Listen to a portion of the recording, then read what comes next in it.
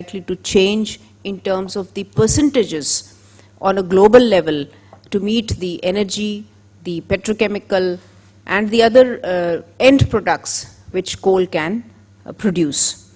I'm told this morning that there was a study which was presented by Terry that by the year 2027, the thermal power stations, because of the growth in renewables, the electricity addition by way of coal from TPS would be no more applicable. There would be no plants coming up.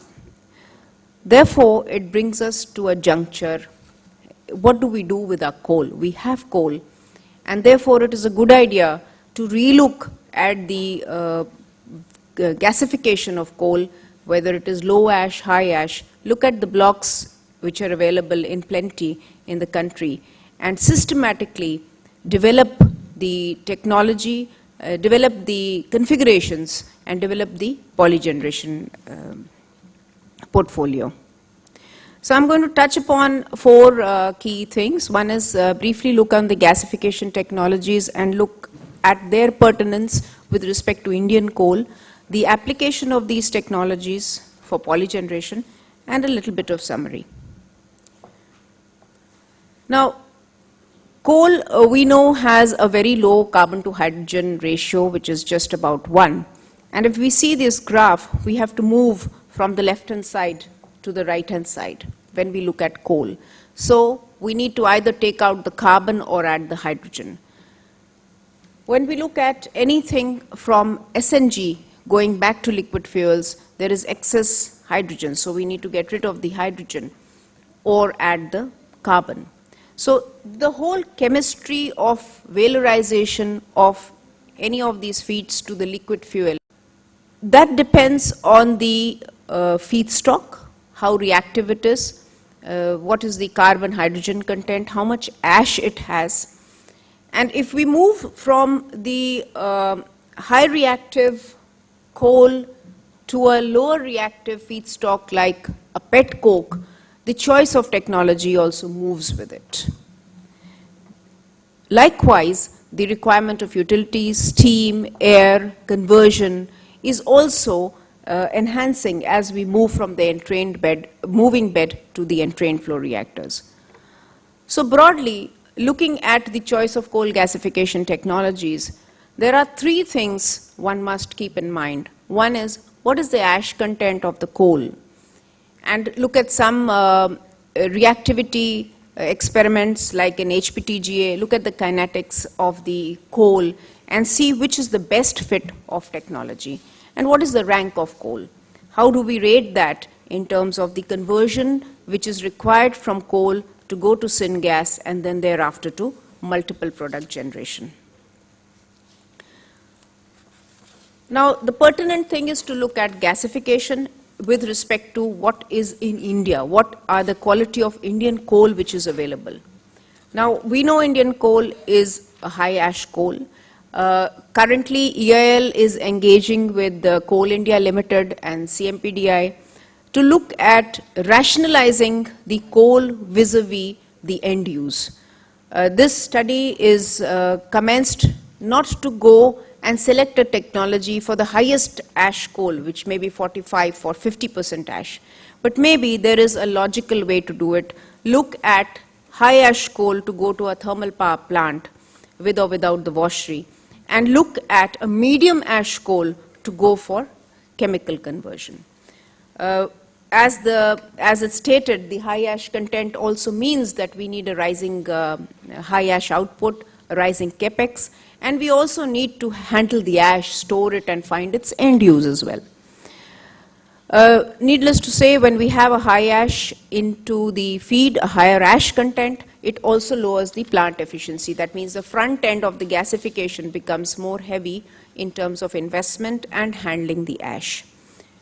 If we were to go with this high ash content to a temperature of gasification wherein we need to handle higher temperatures, let's say up to an entrained bed, there would be difficulty in selection of the material in the entrained flow, reactor itself, and also handle ash. That means we go to a temperature where the ash melts and it begins to slag. So high ash content typically means rising OPEX, as well as because of the slagging tendency, the availability and the reliability of the gasifier. And these are the two major issues which have deterred investments into the gasification technology, particularly relevant to Indian high ash coal.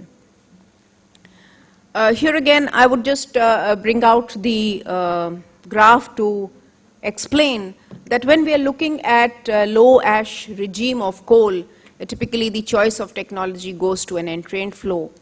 And if we are looking on its own, may not sustain the investment of the gasification. Therefore, methanol is a one-carbon compound, which therefore is easier to synthesize in terms of its potential for conversion, as well as the several end products that it can handle. The easier one that we have found is hydrogen, as was stated by Chairman Sir also, that the hydrogen from the gasification and synfuels, then there is a stoichiometric ratio which needs to be maneuvered by way of configuration of the units, shift and bypass of shift, to get the right stoichiometric ratio for effective conversion. So these are, this background therefore is important to bring out the flow schemes for various end products from syngas. So as I stated that it's not just one product, it could be multiple products which are going to add value and give a good return for a gasification project. I will just briefly touch upon this hybrid coal conversion. It is not, it has an economic viability above a certain price of crude, but there have been also studies wherein there is a merging of the indirect conversion of coal and the direct coal conversion by a high pressure route, wherein the products which are blended are of a better quality than if we were to do it individually. So this is another concept on a mega scale which can be applied for conversion of coal to an integrated, balancing the efficiencies and the fuel quality by both the indirect and the direct conversion. I would first touch upon hydrogen. If we see on the world map, the maximum hydrogen which is produced is from natural gas. That is the global statistics. However, in India, it is not really relevant. Therefore, it makes sense to look at coal as an option for doing our needs of 475 million SCMD would have to be imported.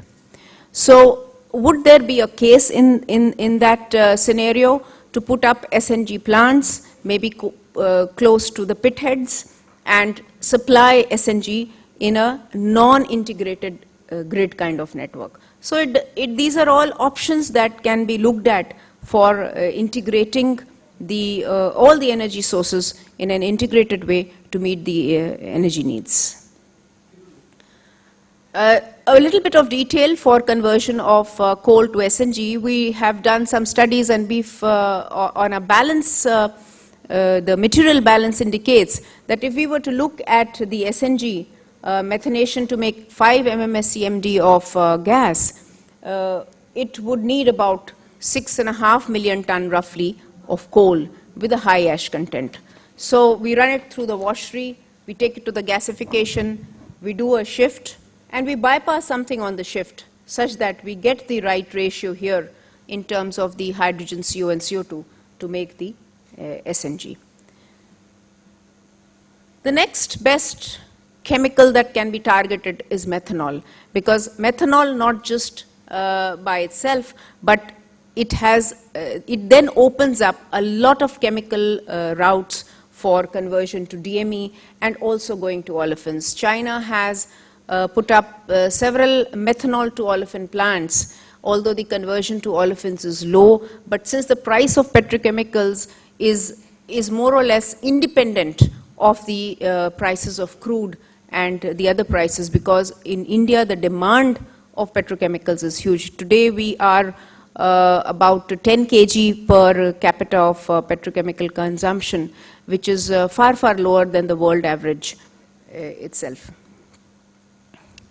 With respect to the material balance of the methanol, if a good plant, an economical size plant, even if it were to be standalone, typically is a 5,000 MTPD plant.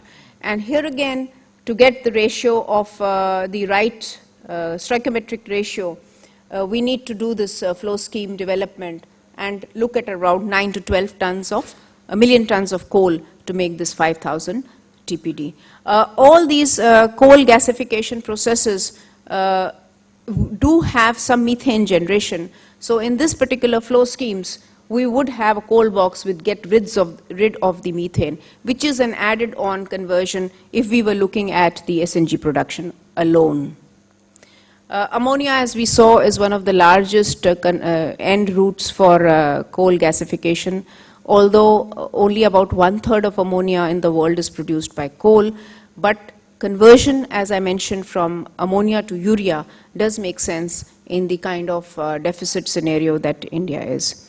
The relative investments, if we look at coal vis-a-vis natural gas, are definitely larger because there's less hydrogen in it, and it is definitely having more energy requirement. But if we see from the price perspective and the dependency perspective, so it's affordability of the natural gas as well as the availability of natural gas. From these two considerations, it does make sense to look at coal as an option. And this is just again a flow scheme wherein we are looking at a TPD ammonia unit, which is the largest train, single train of 3850 TPD of urea, and this just gives a balance of that. So at the end, what are we looking at? We are looking at coal gasification as a route, as a technology option, not to look at one product, but look at several products. Why? Because it reduces the risks involved in one product. There are some, like ammonia, urea, there is an assured return from the urea policy. The SNG, there is a demand, it's a clean fuel, low intensity of CO2, and methanol has has several other end uses and derivatives. So looking at gasification for a multi-product generation, and if we are lucky to have a refinery nearby, which is not possible in India, there could be possibility to make hydrogen as well. So just to give an idea of the cost perspective or the relative costs, if this is the total cost of the syngas generation island, which means the gasifier, ASU, and the associated facility, the cost towards SNG is rather small in terms of its fraction when you compare it to methanol and ammonia. So this is the total, it's a polygeneration cost, which means the front end has about $9.5 billion investment, looking at 5 MMSCMD SNG, looking at 5,000 TPD of methanol and 3850 of urea. And if we see the cost of production, when we go down to cost of production, and if we just leave this aside, we see if SNG would cost anywhere higher than 8.5 million per MMBTU, this route would be suited. And methanol, this price is about, of course, it's lower than this now, but this is kind of a price wherein it makes sense. And of course, urea is higher price than 190 MT per ton today.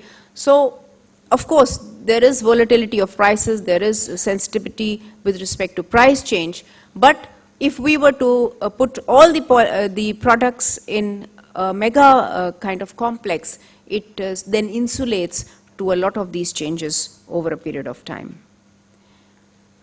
So I'd like to sum up saying that gasification is a proven technology. There are a vast number of gasifiers operating, more than 150 or so